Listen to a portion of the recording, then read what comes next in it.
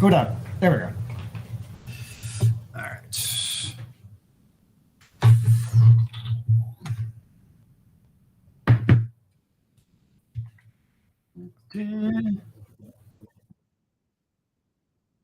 Oh, wait, actually, hold on a second.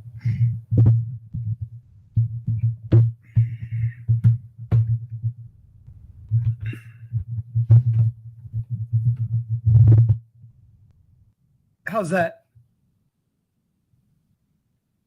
Yo. It helps if I actually like move the mic, not to where the webcam is. Minor detail.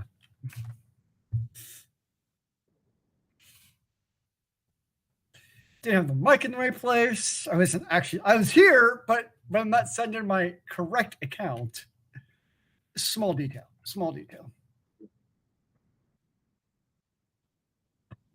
I know. I'm like, he knows the Julius one doesn't work. Why does he? Oh, I'm an idiot.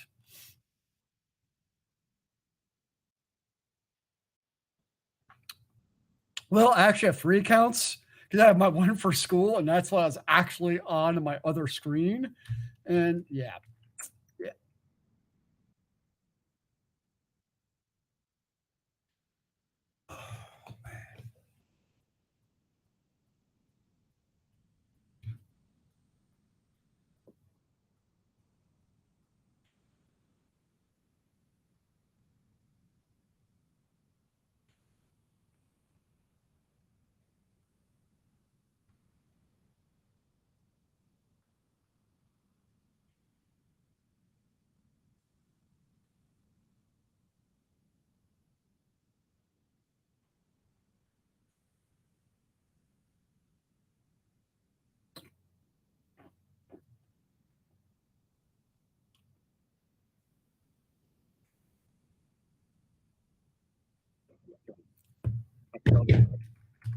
What's that? Actually, on my laptop, because I use like the texting on my laptop and that stuff a lot, I have to turn off autocorrect because it just like drives me nuts otherwise. I just texted my sister something. And I was like, oh, no. Hmm.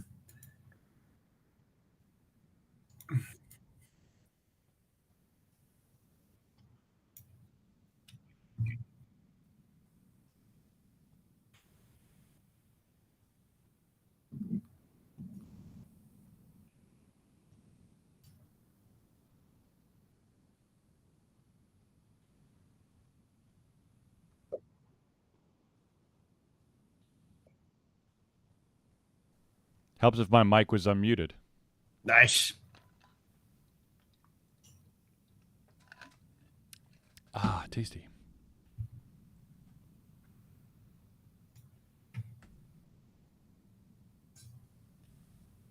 Okay, let's see. 1, 2, 3, 4, 5. We have at least 5 stories. Nice. Shit, to be out. All right. What is going on with this mic stand?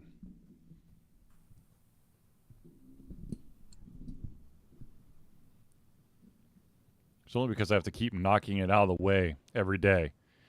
And so it gets jacked up every day. All right. Nice. Let's see what we got here. Hit the record button. And then my cheat sheet.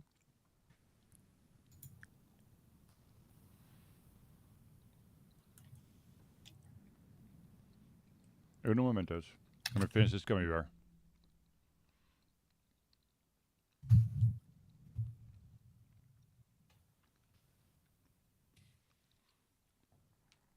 For a second there, I thought your koozie was the same as my koozie, and I was like, how the hell did you do that? Nice. That would have been pretty sick, yo. That would have been pretty sick, and it would have been really hard to do, seeing that these just came. This specific koozie came out this year. Want to show me it again? I wasn't looking. Ah, nice. Alexa's on fire. That's what I thought. Yep. Yeah. Nice. What? No. Alexa, stop. Hold on. That's actually really funny. Hold on. I've got to unplug the damn thing. Hold on. Alexa, same thing. Hey, Alexa, can you hear me? Come on.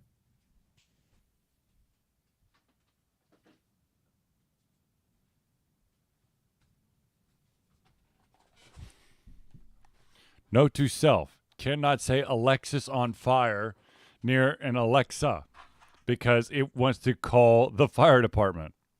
Oh gosh. Yes, that can be problematic. Okie dokie. All right, well, we're recording, so let's start. You ready, yo? Yeah, I see you on quick text. Sorry. All right, well, hurry up and then we'll go.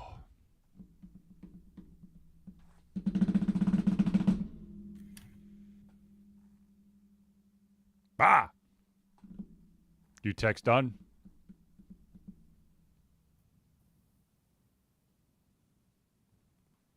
Serious? 1 second. Okay.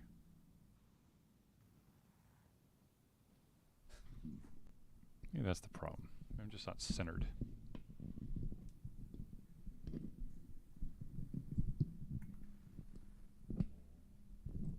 Oh. Good job, Charlie. Now the damn mic is completely loose. Okay. Now I'm good. All right, 1 second here.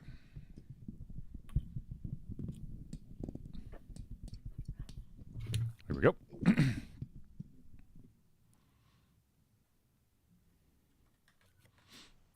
All right. And mute Zelius. And mute moi.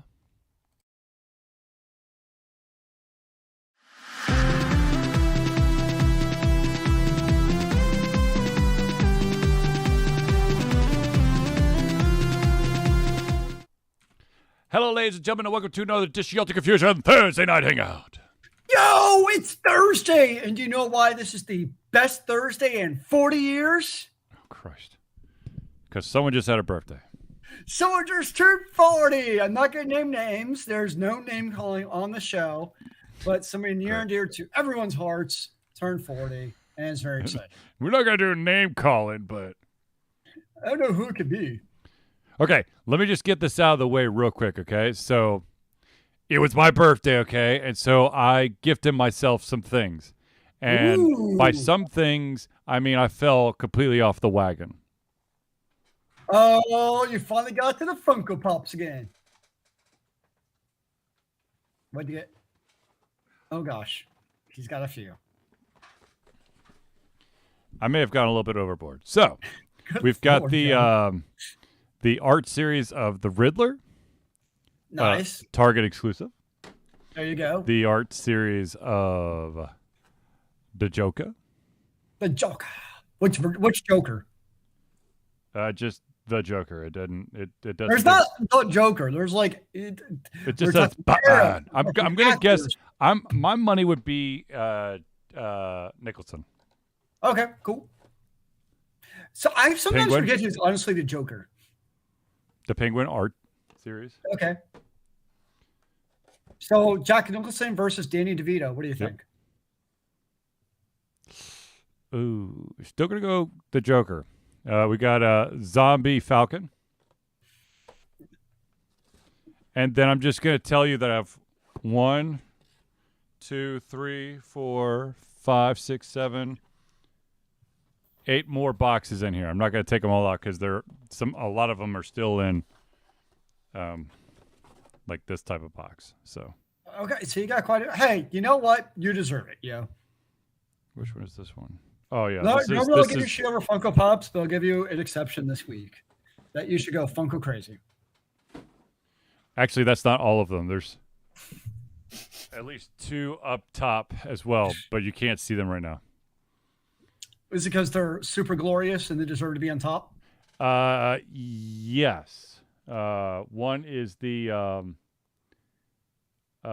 rainbow Deadpool for Pride, and then another one is Spider-Man 2211, which was a Beyond Amazing Collection Amazon exclusive.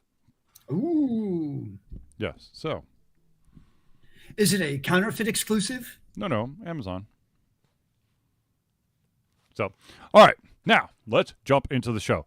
First off, for those interested or those curious, as you know, every single time that Alter Confusion goes to a convention, such as MomoCon, we do interviews. And yes, I know that I was a little rusty and I didn't get nearly as many interviews done as I usually do. But out of, I think it's the 5 interviews that I did do, I have 3 of them have now posted as public on YouTube. And I've got one that's posted as unlisted because I want the person, the group that I interviewed to actually look at it before I actually set it out into the wild. And I have basically laid the groundwork for the 5th one. So if you're interested, the 3 that are already out is it's a game called Operation Zeta, which is a cute little game. Closer Than You Know, it's a point-click adventure. And then the other one is more of a company, Argent Games. He was showing he did visual novels, so he wasn't showing off just one, but good interviews. I mean, if anybody out there wants to ask about any pointers about interviews, man, I could tell you some pointers about what to do and what not to do. What's your number one not to do? It is not required, if you have more than one person working on the project, to have the entire team available for the interview. Not everybody. What if everyone wants to get their say in? Because of the way that at least my interviews are structured, I want them quick and pretty crisp. There are certain questions that, yeah, it might make sense to kind of pass the mic around. Yeah. But the vast majority of the questions can be answered by like the project lead.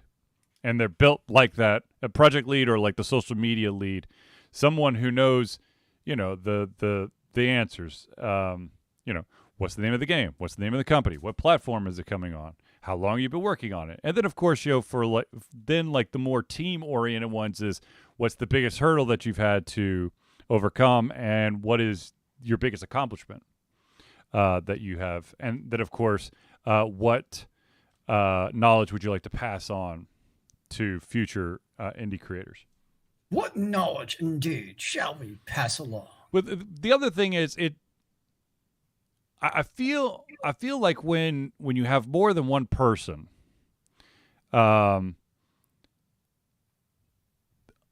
people start thinking that they deserve like equal screen time. Okay, I'm not saying that there's not interviews out there where everyone does get an equal, screen time, but the vast majority of the time, it's going to be one person talking a lot and a lot of people just smiling, maybe nodding. And it's. So it's actually not funny you say that, because like for the robotics we do, they actually do a team interview and it's limited to 5 minutes. But part of the deal is I've noticed exactly what you're saying. Because if let's just say we have 6 kids on the interview, yep. What inevitably happens, because we do a lot of practice runs, and the primary reason is the first time you do it, exactly like you're saying, like the 2 kind of primary people, they're going to talk like 90% of the time. And so you have to pare it back. But it's a little bit different there because you're supposed to have everyone talk and we can practice. But I think you're right, though. If it's just like an ad lib, ad hoc interview, you only really need 1 or 2 people because naturally that's all that's going to talk anyways. That's just kind of how it works. Well, there's also going to be a lot of, if everyone wants to add their voice, there's going to be just a lot of reiteration. It's going to be the same stuff over and over and over again. Because I know this is going to sound crazy, but teams have shared experiences. Sure. And also, that's not to be mean to anyone, but there are people out there who are better off camera than on camera. Now, this didn't happen during any of my interviews, but there's quite a few Kickstarter projects out there where they decided to put everybody in front of a camera.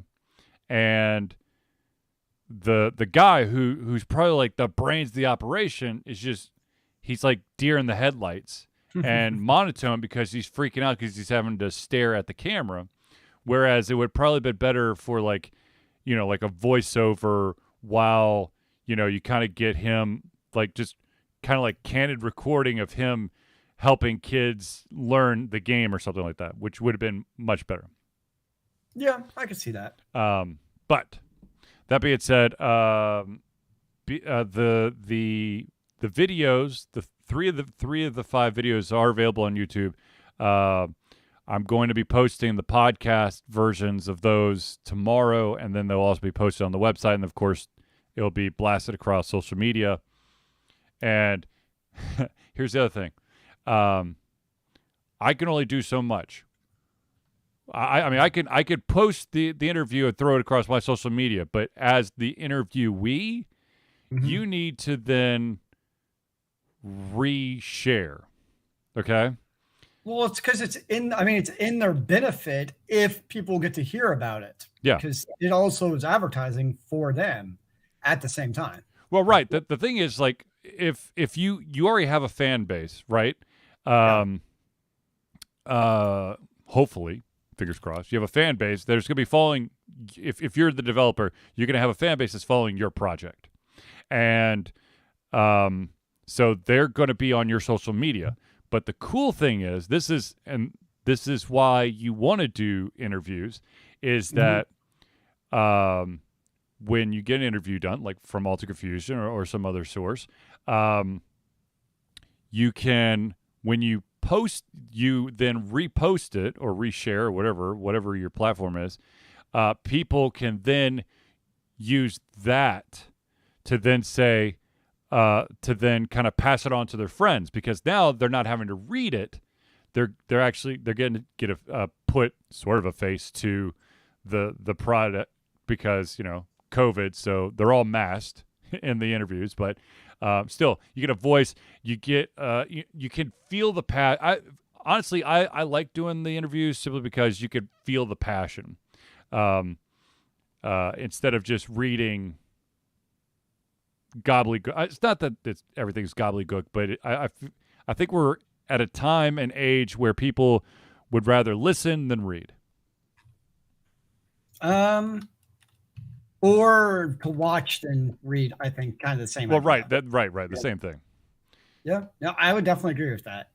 That was actually when I do like tutorials and stuff for school. I used to do like technical documentation. PDFs. You know what? You used to do a PDF form? Yeah, PDF, Google Doc, whatever. It didn't matter. Oh, but God, you know what I found? Nobody read them. Like, YouTube video. They're long and boring. And I always find it much more effective to do, to your point, of video. I mean, the reality is we're in the TikTok era. And as much as, you know, the older generation likes to lambaste the kids and all the time they spend on their phones, guess who does it just as much? Yep. And so they're just as much of that type of personality who also wants the video. So yeah, it's overall, I think that's what people are, you know, used to using nowadays, for better or for worse. Well, I think also with the benefit of having a video is that you can, you're actually getting to see, especially when it's a technical thing. Because I used to be a technical director at a company, and I did all the technical documentation and all the technical videos for this company, and sometimes, even with the best of intentions, the way that you write step by step may not be intuitive to an individual, but if they're watching on the video where they could, you know, go a little bit back, go a little forward, go a little back. So like, oh, that's exactly where he's talking about. Because chances are, you know, you may have, unfortunately, I mean, I tried not to, but when you write a technical document, there's a very good chance that you are going to make an assumption somewhere by accident. Yep. And an intuitive step in your mind, an intuitive step is not intuitive to a soccer mom or, you know, Bob, whatever. Anyways. Well, and also you have people with so many different interfaces, and like they literally don't know what to do if they minimize the screen, for instance. Yes. And they don't even know they minimized it. And yeah, just little things like that definitely screw with people. Yes. Okay.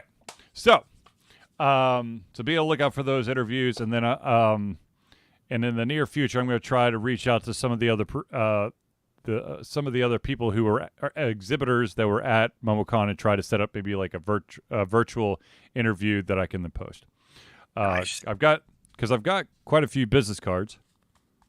I'm not going to show you what is on the business cards because I don't, because some of them have their like personal information. But I've got quite a few business cards, are they not? Yeah, they are glorious business cards. Exactly. All right. So first things first. Super excited that there is finally an actual release date for the Sandman, Neil Gaiman's The Sandman series, which is a graphic novel, phenomenal, appearing on Netflix. And that's going to be August the 5th. And tell me, just how excited are you about this here? Dude, I am so freaking thrilled. Actually, anytime that Neil Gaiman product comes out in a different form, I'm on board. I can't tell you how many times I've rewatched the mini series for Neverwhere, which is great. And I also I read the book, I've got the graphic novel, and then I've also watched the TV miniseries. Awesome. He was actually doing a voiceover of a TV series I was watching before the show. He's got a great voice. He does. He was God. That makes total sense. That makes sense. He kind of created it. Yes. Okay. Anyway, so real quick, for those who are curious about the Sandman, who don't know, spanning several decades, the Sandman begins with an arcane ritual performed by aging occultist Roderick Burgess, played by Charles Dance, who was the Lord Lannister in Game of Thrones, who hopes to trap the embodiment Death and make himself immortal. Instead, he actually captures the ruler of dreams, a member of the Endless, who patiently waits for his chance to break free. All the while, his absence from the snoozing world wreaks havoc across the globe. When Morpheus does finally escape his mortal imprisonment, he returns home only to find his instruments stolen and throne decayed.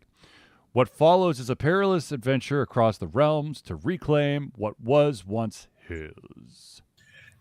I honestly have a problem anytime I see Charles Dance in another movie because he's Tywin to me, because that's like what I really first knew him as. Mm-hmm. And now whenever I see him, I just picture him covered in blood digging into like a pig as he's talking condescendingly to his kids. Now I do want to point out that some of the supporting cast, Gwendolyn Christie, another alum of Game of Thrones, is playing the role of Lucifer. Nice. Trying to see if there's any easily identified ones there. Stephen Fry is in it. Patton Oswalt is in it. Yeah, I'm just, like I said, I'm trying to quickly read of David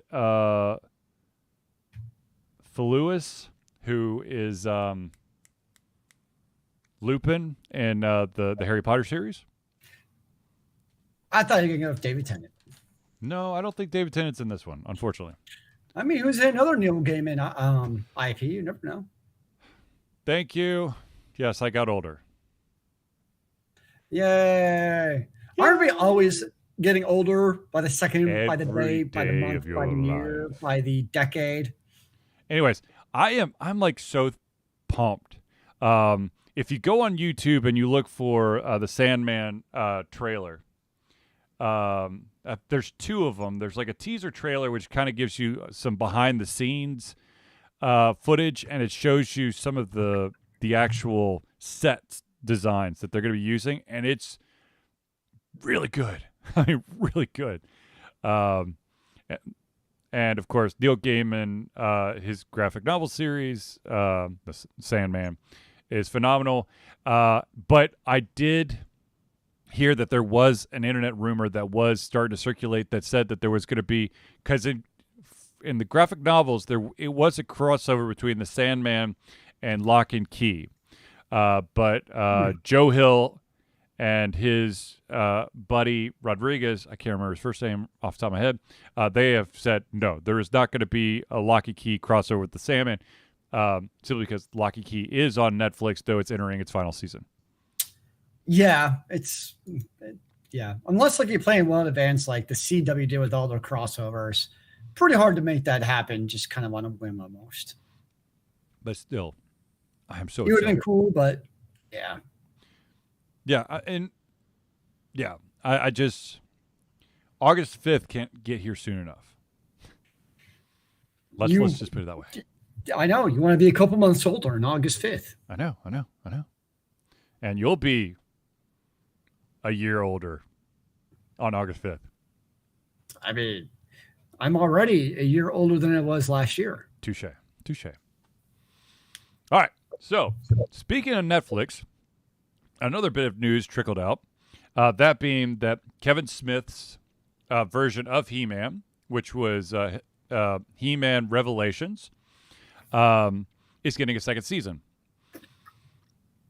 Now, I do want to point out something, and this kind of bugs the crap out of me.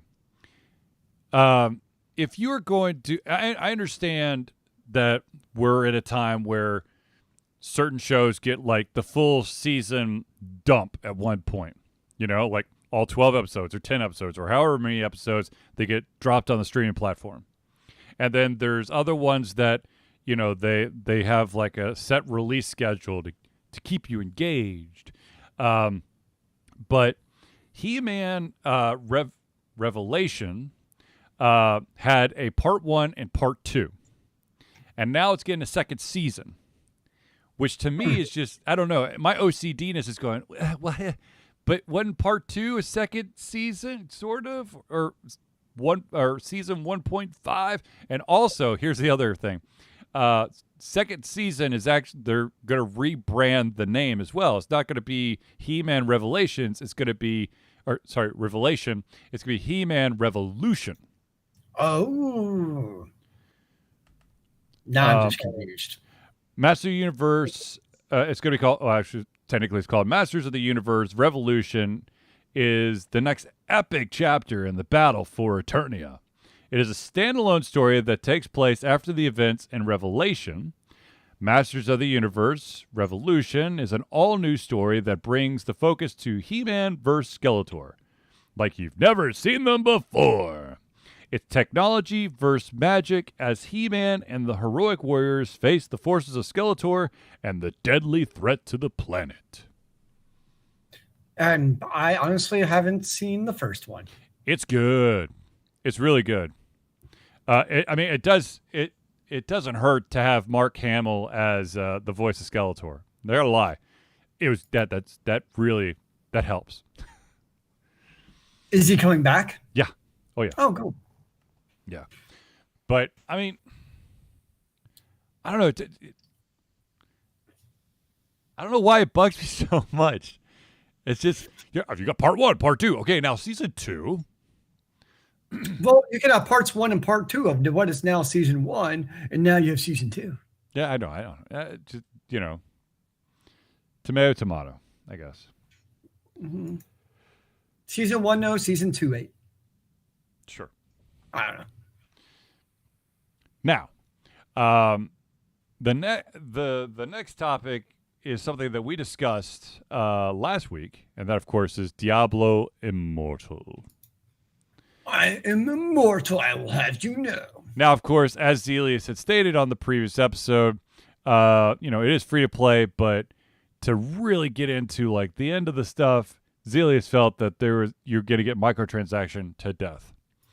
And, of course, because the internet is the internet, you had the big whale, which is the person who spends a shit ton of money on a game, kind of test the water. And it, theoretically, to get the maxed out character in Diablo Immortal, it will cost you $100,000. And that's just like for the content that's out now. Yeah. And as we know, with any microtransaction game, it's going to be the ongoing treadmill. Oh, yeah. So what is super uber great right now But okay, so will not always be that way. So, this came out, I think, at the beginning of the week. And I mean, there have been like updates happening left and right. When this news broke, I know it's going to surprise everybody, but the Metacritic score for Diablo Immortal went in the toilet. And it's now the lowest Metacritic scored game that Blizzard has ever made. It's on a 0 to 10 scale, and currently it is lower than 1. Well, the user-based Metacritic score. Right. Which is the one that's important because the users are the actual ones who are playing the game. I mean, I will say it depends on how you look at it. Okay, so here would be my problem actually with that. Yep. Is the people who are critic bombing it, or sorry, user-based bombing it, I would bet you 90% of them have not even touched the game. Oh, absolutely. At all.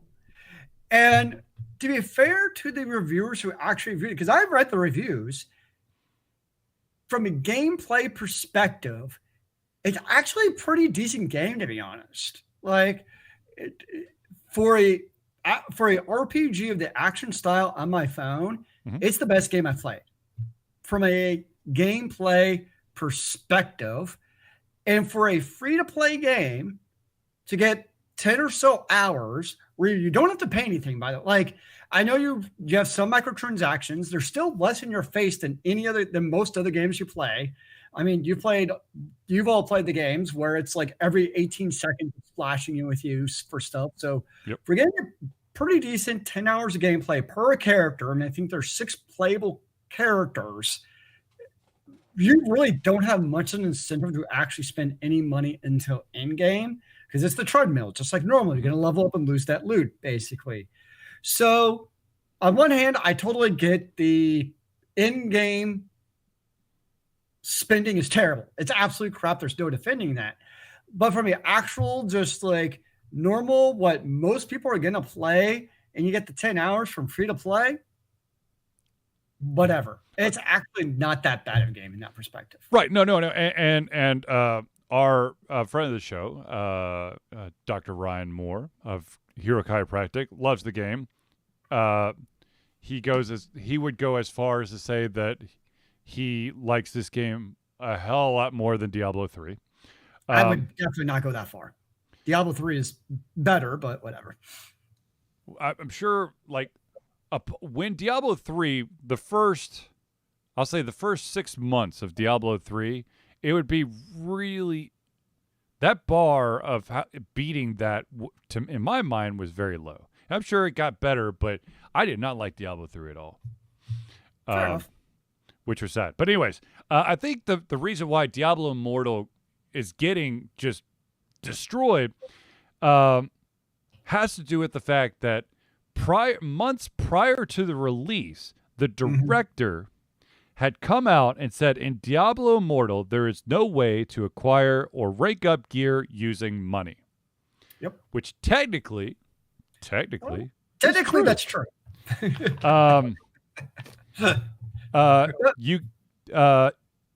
Gear, like, the weapons, armor, all that stuff, that cannot be purchased with real money. However, what can be purchased with real money is these there's these items called legendary gems, but you can't actually buy the legendary gem.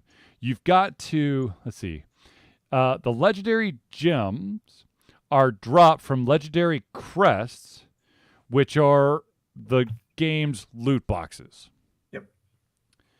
And so everyone's going, why would you not consider this item, this legendary gem, why would you not consider it to be gear, as it does affect your stats? By the strict definition of it, you're not buying gear. Right. True. I mean, it's But total still. BS. We all know it. I But by the technical definition, not by here. Yeah. I you know, Yeah. he did not do himself any favor by Well, I think the other part too is if it were a game Mhm. that did not have the Blizzard or Diablo name on it, Mhm. it would like be kind of like Genshin Impact, where, oh my gosh, this is a great game. Everybody should check it out. Oh, we know that it's microtransaction at the hell, but the lead up to that's great. Like Yeah. for me, that would be the reaction, but it's because it's attached to Blizzard. That's why it has the uproar it does. Exactly. And I mean, it really comes. I mean, I said you and I, we've played the other predatory games. We all know they exist, and nobody is giving a shit about singling out singular games. Yep.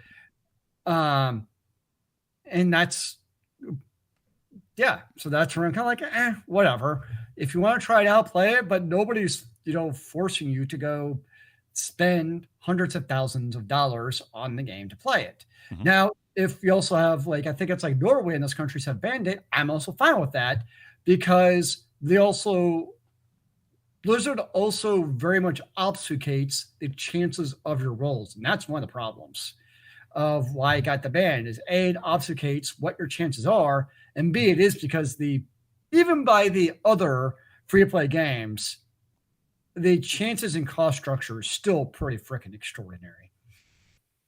Yeah. I mean, that is pretty nuts what you have to do in that game to be the top tier.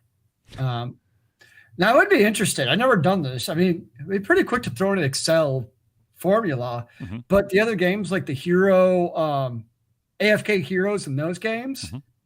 I mean, you could do a pretty quick calculation based on, to get your 10-star heroes based on your drop chance. Like, so you open up basically, you get like your 10 draw cards, and you can do a pretty quick Excel formula because they tell you the exact percentages. I'd be kind of curious to know, based on like combinations and meldings and all that stuff, what would be your approximate cost of a game like AFK Heroes to get a full 5 to 6 person 10-star godly lineup also. It'd be kind of interesting to see. Because I would not be surprised, honestly, it's in the same ballpark as Diablo. I wouldn't be surprised either. I'm trying to look it up here. I'm kind of surprised. I would kind of assume that somebody's already done that, honestly. Yeah. Because to me, it would be the same equivalent. So the same equivalent to me in Diablo of having your Uber gear would be the equivalent to AFK Heroes of having your 5-person lineup of all being the 10-star gods, basically. It would be, that's kind of the analogy to me of what does it cost to game like. Because in a game like AFK Heroes, that's what you'd have to do to basically beat all the content and be number one on the PvP boards. Right. Dang it. I will have to dive into this, but they're Probably, there's a lot of conversions that have to be done for me to figure this out. There's like oh my god, basically they don't this person doesn't know off the top of their head how much real money would cost. However, it will the end game currency is 2,752,000,000 gold, 22,320,000,000 experience, 3,552,000 dust. Yeah. So I mean, I that's, I'm sure, a shit ton of money. It's probably on par with Diablo Immortal. yeah.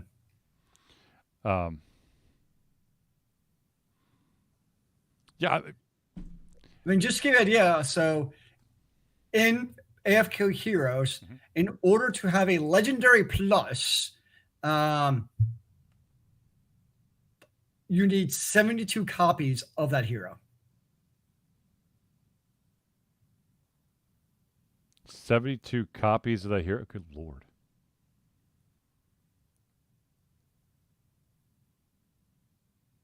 Oh my God, that's crazy. Yeah, I'll have to look it up later because now I'm curious. But yeah, I'd be kind of curious. those damn merges. There might be also be numbers on what is it? Because Summoner's Rift was one of the original AFK games, like the same exact gotcha type of game. That'd be another one that's been around longer. I wonder if that would have numbers. Or I mean, really, they're all out of Japan, so there's probably like some Japanese board somewhere that has them. Yeah, you just gotta know how to, read Japanese. Google Translate, baby. Touche. Translate from yen to US dollars. But I'm sure somebody out there has done this calculation. Oh, yeah, I'm sure. All right, ladies and gentlemen, we're going to pause real quick and do the friends of the show because these are the amazing people that help Ultra Confusion be the best we could be. So, let us start it off the right way. The Indie Cluster. The Indie Cluster is an organization of independent game developers that want to gain exposure by being involved in the community. They collectively journey to popular conferences as a traveling booth to help gain attention for their games. They make partnerships in local communities to bring games to the mainstream mindset. They highlight local, unusual, and rare concepts to challenge the paradigm of the common. They also host events to teach kids and minority groups about game development to hopefully one day enter the industry themselves. For more information, go to indiecluster.com. That's INDIECLUSTER.com. Now, of course, the next friend of the show that we've got to give a huge shout out to is Noodle Boy Media. Founded in 2015 by Andrew Tran, Noodle Boy Media, previously White Kid 47 Media, is your choice for professional photo shoots and panel recordings at conventions. They pride themselves in providing a high level of professionalism, top-notch experiences, and quality services. If you want more information and to view their full list of services, check out facebook.com/noodleboymedia. Now, I did allude to this amazing gentleman earlier. He is currently thoroughly hooked on Diablo Immortal, but let's talk about Hero Chiropractic. Hero Chiropractic is a unique healthcare practice set up by Ryan Moore, the company's focus to elevate a patient's experience of freedom, creative expression, and joy. They believe that everyone can be a hero and has incredible heroic potential inside themselves waiting to be unleashed. Hero Chiropractic focuses on the mobile chiropractic care of the greater Atlanta area. They are committed to healing clients by creating a plan of action uniquely suited for each person. They make that plan of action as convenient and affordable as possible, and most importantly, suited to your individual needs. For more information, go to herochiropractic.com. And finally, huge shout out to the amazing maestro that helped create the intro and outro for the Thursday Night Hangouts, Crosspad Creative. Need a new logo or want to work on a full branding and content strategy? Or maybe you need music or audio for your content. Crosspad Creative offers a whole host of solutions for individuals and small businesses. Just email Josh at crosspadcreative@gmail.com and see what he can do for you. Now, as we did the friends of the show, who are amazing individuals, and reading the blurb on Indie Cluster reminded me of something. When I was at MomoCon, I was invited out to dinner with the Indie Cluster people, and one of the indie developers that went was not part of the Indie Cluster, and so they asked, "What the heck is Indie Cluster?" And because I say because I say this blurb every single week, I literally just went on my phone real quick, pulled up my Google Docs, and just read it out. And the guy Ron Jones, who's the head of Indie Cluster, he wasn't paying. He was kind of half paying attention, and I got his full attention. He goes, "Man, that sounds like a really good thing." I said, "Yeah, it's your stuff." He goes, "That's why it sounds so good." So nice. Seriously, Indie Cluster is a phenomenal organization. they've helped out. When you go to a convention, here's another thing. I know that Alter Confusion, we've talked about this many times, is that when we go to conventions, there's a very good chance that we have to pay for our own power, which ain't cheap. But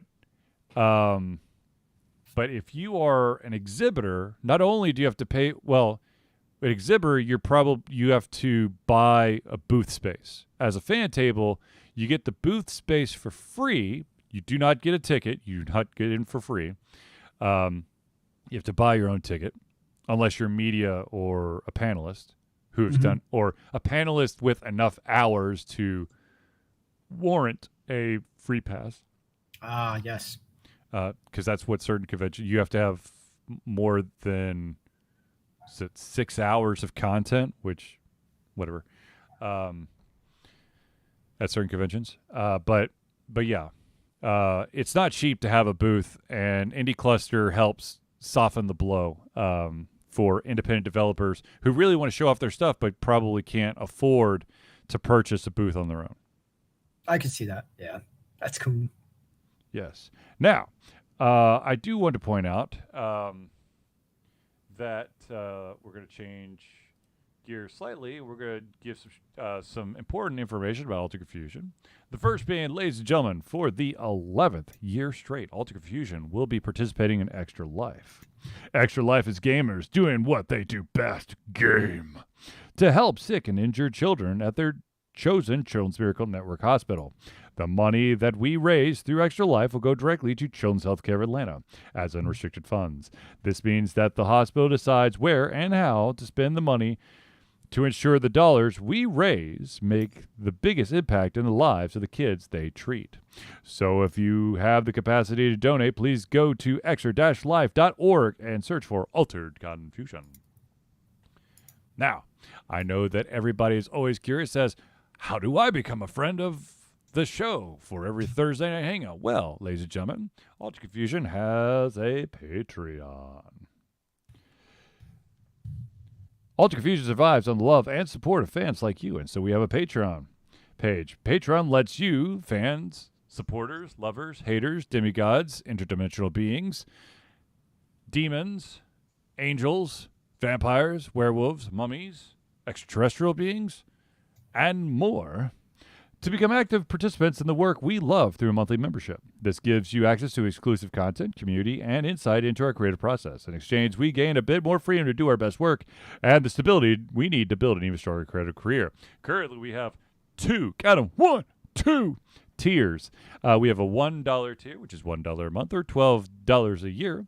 And at that subscription level, you get early access to the playthroughs as well as patron-only posts to help shape the future of Alter Confusion. Now, if you want to become a friend of the show, that's the $5 a month or $60 a year level, and that of course gives you everything at the $1 level, but also your name or organization is added to every single thank you section of the Thursday Night Hangouts. So, if you'd like to become a patron, go to Patreon, that's patreon.com/Altered Confusion. Now, let's jump right back into the story, shall we? So real quick. Yes, sir. So according to this comment, there's actually a calculation of my exact question. And so regarding what would it take to basically get your ascended 5-star hero in AFK Arena, it's both less and potentially more than I thought. Okay. So with perfect RNG, so basically when you get like a 10-star pack, you get elite heroes, and that's basically what you then meld together to create more and more superheroes, right? Yep. If you get perfect RNG, meaning that, so these stats take into account basically the chance to actually get this elite plus hero in your draw. But it doesn't really have a good way to take into account if you get that exact hero. But assuming you have perfect RNG for getting the hero you're looking for, it's approximately $725 per hero. Which means then Well, I honestly have no idea at this point. When I stopped playing, I don't even remember. But there's two things to take into account there. One is you have to take into account that this is perfect RNG, meaning that you're pulling the hero you're looking for. We all damn well know that's not the case. The other issue that you run into also is as games like AFK Arena are around longer, you have more elite plus heroes, which means that every time you draw, there's less of a chance that you're going to get that. You still have the same chance of drawing an elite hero, but your chance of getting same one. Yeah, your specific hero are obviously going to go down. And the more heroes there are, less of a pool. But the other trick too is typically these games, when they come up with new heroes, because they have to keep the treadmill alive, they're going to naturally also be the most powerful of the heroes. So in order to advance in the content means you have to now basically go back through the grind cycle to get these new heroes. There are currently 43 ascended tier heroes in 4 major factions. So yeah, you could do a lot. And the trick is you might have your super 5-star lineup, but depending on like what faction you're fighting or who your opponent is, you also need a different lineup.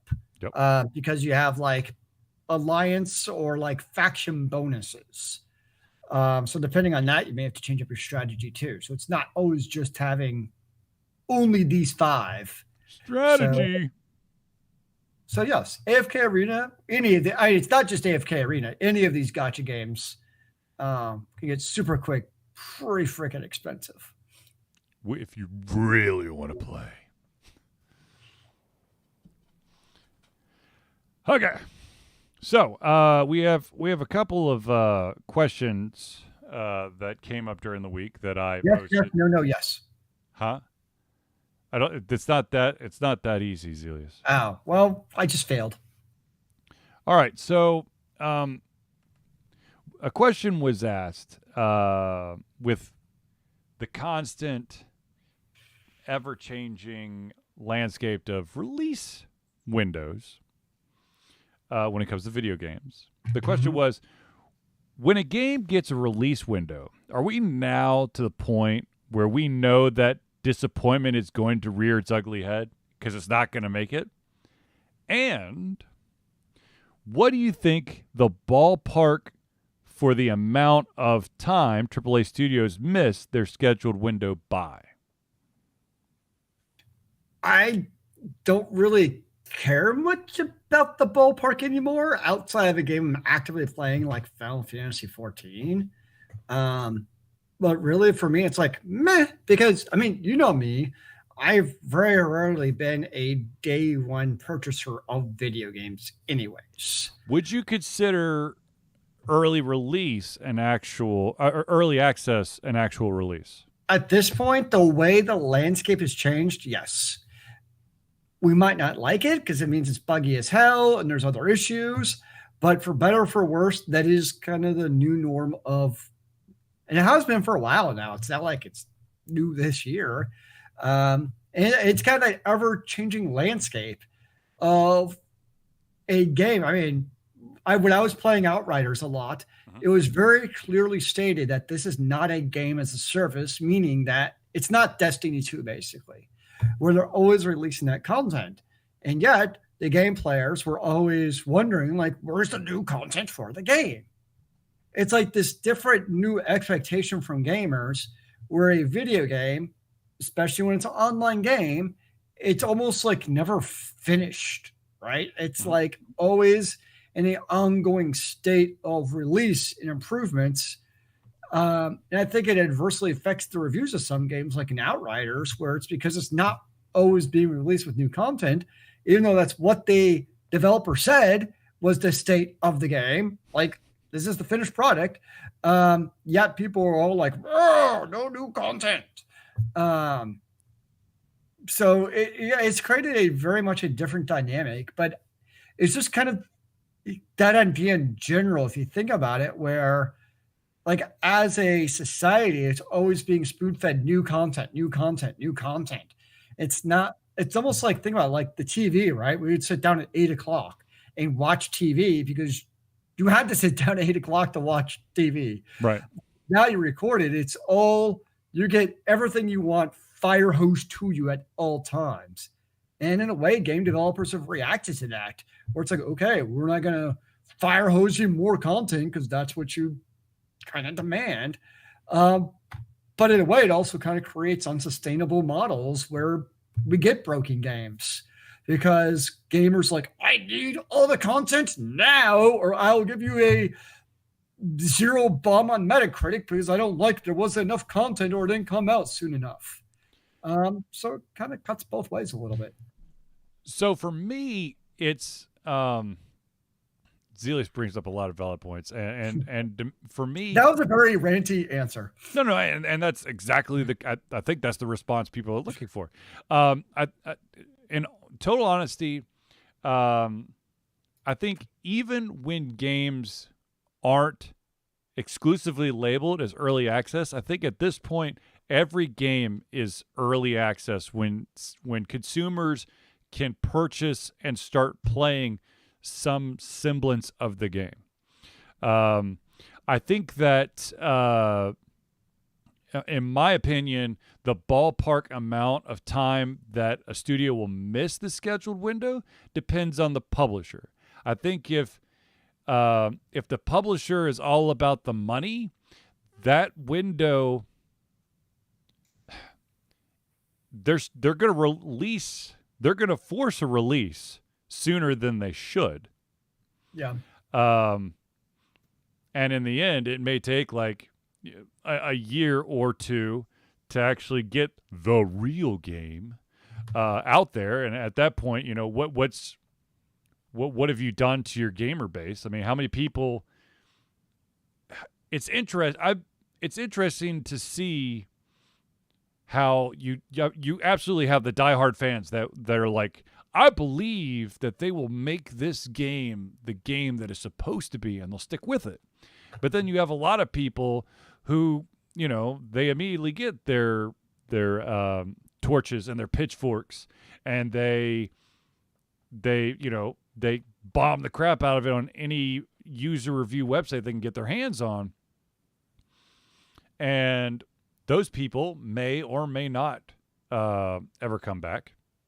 I think that it would be, in all likelihood, you almost have to do like kind of when the game's truly fixed and is what it's supposed to be, you kind of need like a re-release, you know, kind of like campaign from a marketing standpoint, because you can't just, you know, you can't just send nice little love notes to all the consumers that had purchased the game going, by the way, we're trucking along, yay! Because that shit ain't gonna cut it. But one game I do have to actually give a shout out to that was finished when it came out, Scarlet Nexus. Yeah. I mean, that was a AAA game. I think that was Square Enix, if I remember right. Came out and solid single player game, and it came out, and I don't remember about you because we played around the same time. I didn't have any issues or bugs or any shit with it. That's Bandai Namco. Was it? Okay, Yeah, I was totally all right. Yeah. Well, it was still in that what's up, Nakamoto? So, but that was a solid product. Here you go. It's a complete. I think there may have been DLC for or something. I don't know. There was also DLC. That's what I thought. But it was a solid game. Yeah, I think it is kind of sad that we're now at the point where, like I said, even if the game doesn't absolutely 100% say early access, I think that almost every single AAA title is now at the point that it's early access. And I think that it's just unfortunate that it is really weird and odd when a game actually comes out ready to go. It's like out of the norm almost, yes. Yeah. I just realized my hat's been on backwards the entire show. I wasn't going to say anything, Zelius. I think old age is catching up to you. But I was like, something doesn't feel... Yep. No. But no,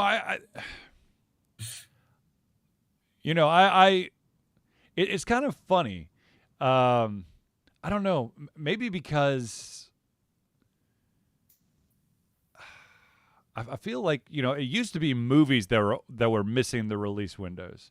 And now I feel like video games like movies are now like, we're going to make it, damn it. Unless, of course, COVID happens. And then, of course, everything happens. Or the studio decides that a meme campaign looks good and is getting a lot of attention. So they re-release the movie back into theater, and it still does dick squat. I'm talking about Morbius with Jared Leto. Nice. But you know, I'm to the point where I will wait for, if the game excites me enough, sure, I'll buy it day one, with absolutely 100% understanding that I am almost 90% sure I'm not getting the finished product. So I guess in that way, there's the disappointment. But I'm not going to be like, oh man, I've locked this down on my calendar. It's going to come out on this day. No, there's no way. Not anymore. Yeah. Not anymore, sir. Okay, there was a question that came in late, and I'm gonna have to paraphrase it. How long is too long when it comes to porting a game to other platforms? Like I'm assuming they're saying time between. Like the game was released in let's just say 2008. How long is too long to port the 2008 release onto a different platform? I'd probably say a console generation. I can see because if it's just a straight port, that implies not being a legendary edition or revamped or whatever it is. So in that case, I'd probably say a whole entire console generation, because at that point you've kind of lost the graphical superiority of which the PC is usually already better than the console. So that kind of be what I would go with, just from a straight up port without doing any enhancements. Would be kind of that length. I mean, you could always take the 5-6 years, the Square Enix approach with Chrono Trigger, and just every single time a new platform comes up, just port the shit out of it with touching nothing. I mean, there's always one exception, to be fair. Chrono Trigger on your toaster, on your coffee maker. Chrono Trigger in the bathroom. I think, and I agree with you. I think that the up to the next gen, but I mean, it would get a little tricky. I think that if you were like, let's say that you released it you were one of the first games on the PlayStation 2. Yeah. I think you would have to be like one of the first games on the PlayStation 3. I don't think that porting it the last year of the PlayStation 3 would make sense to me. I think that would be too, in my opinion, that would be a little bit too long. But then again, maybe nostalgia, I mean, I could see though, because if you're a early PS2 game and you're good, I think we have to caveat it's a game people want to play too. Right, absolutely, yeah. I think if you do port it to a new console, that could also be an impetus for people buying that console.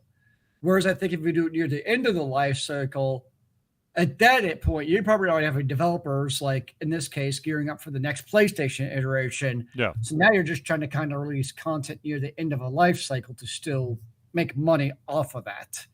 So I think there's definitely some business strategy that goes into when do you release it, versus when you're just trying to, make some more cash, because why not? The development studio just needs a little extra. No, I think, correct me if I'm wrong, Zelius, but I think that you alluded to this.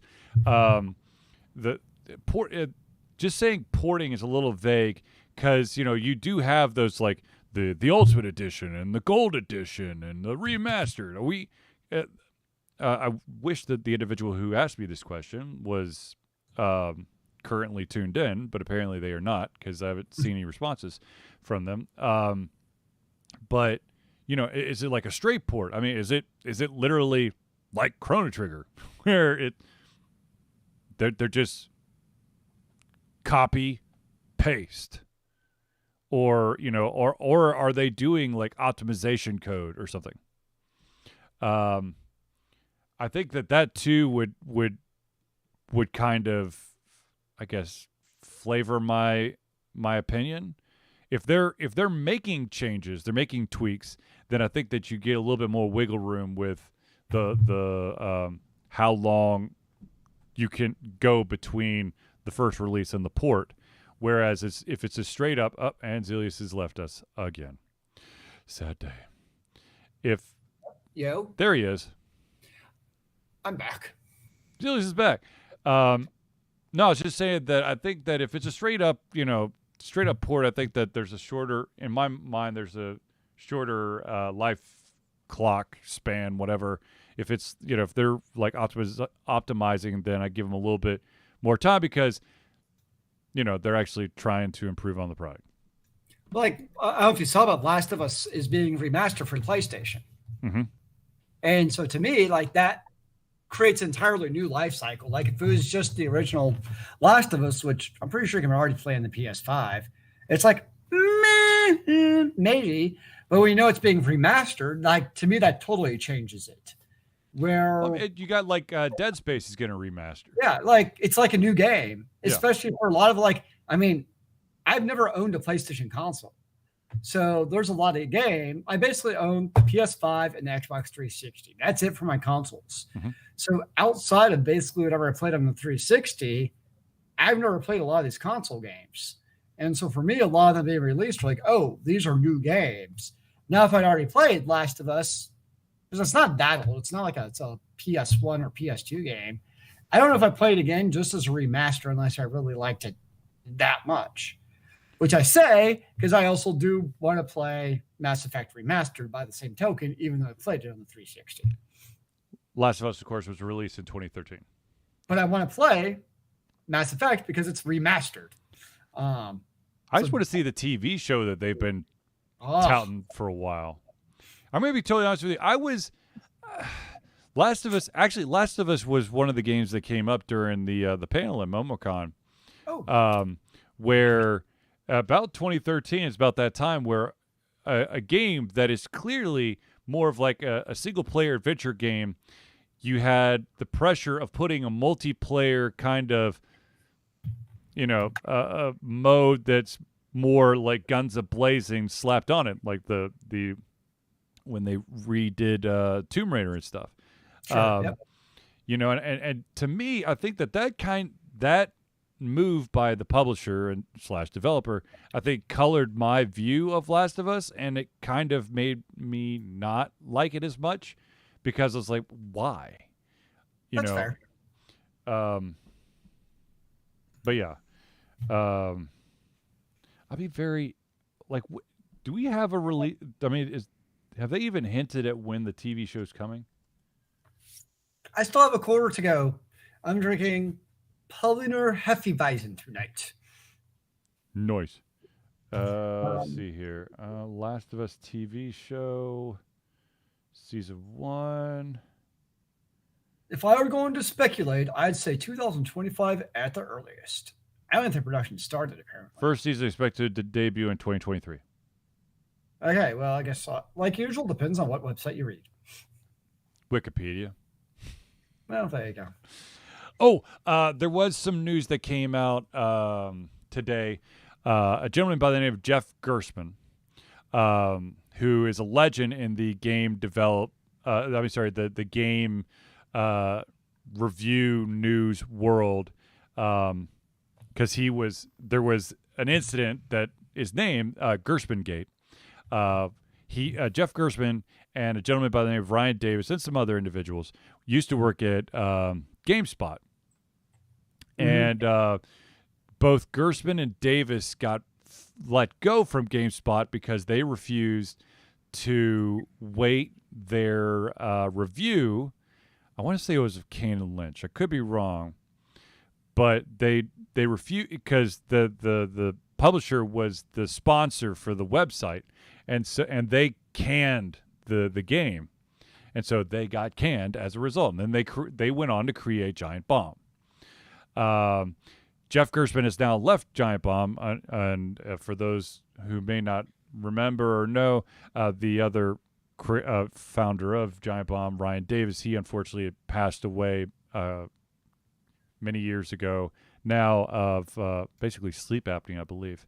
But to be honest with you, Giant Bomb was awesome in its infancy, and I was a huge fan of Giant Bomb. Hell, I was the second top user reviewer on Giant Bomb for a couple of years, and then they got corporate, and the company that owns GameSpot bought Giant Bomb for credibility, and I got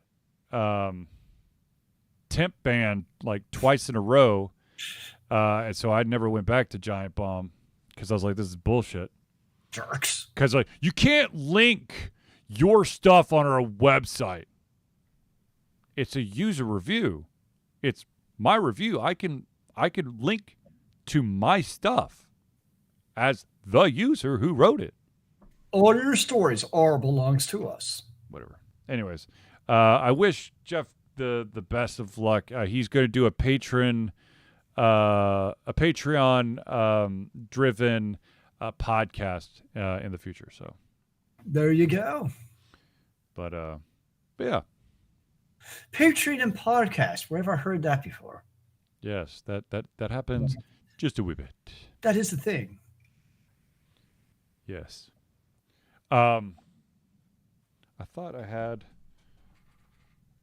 Damn it! I had something else that I wanted to show that I got from MomoCon, but I unfortunately have misplaced it. The MomoCon goodies. Well, it turns out that at the Nürburgring Games table, Nürburgring Games, of course, Craig Campbell, phenomenal, amazing guy. Of course. At his table was a gentleman by the name of Derek Kamal, who I've interviewed, and I've read one of his books, and he apparently released another book 2 years ago. I was like, holy crap, you came out with another book? And he gifted it to me, so I'm like, yeah.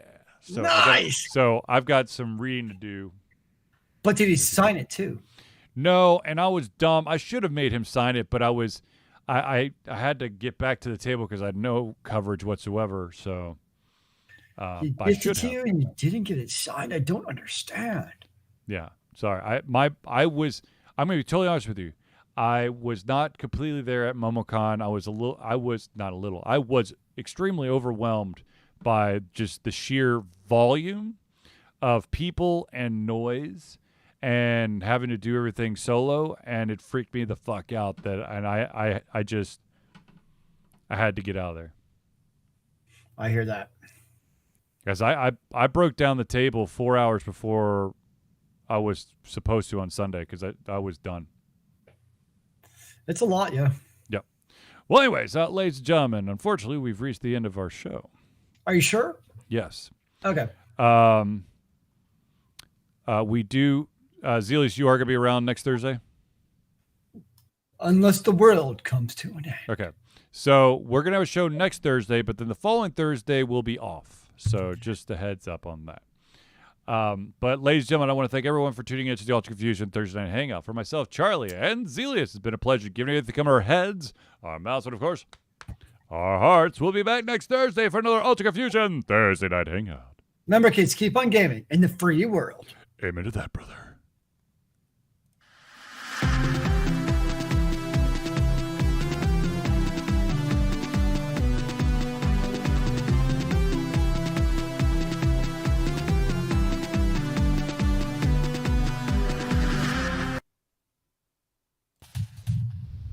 Now the world must know. Zelius, have you finished your beer? Damn it. Yay! He did it. I chugged it during the credits. Woo! Ow! You know, bring back the old college habits. Hey now. All right, ladies and gentlemen, as much as I would love to stick around this evening, I am running on an hour and 47 minutes of sleep. So I'm going to go lay down in my advanced age.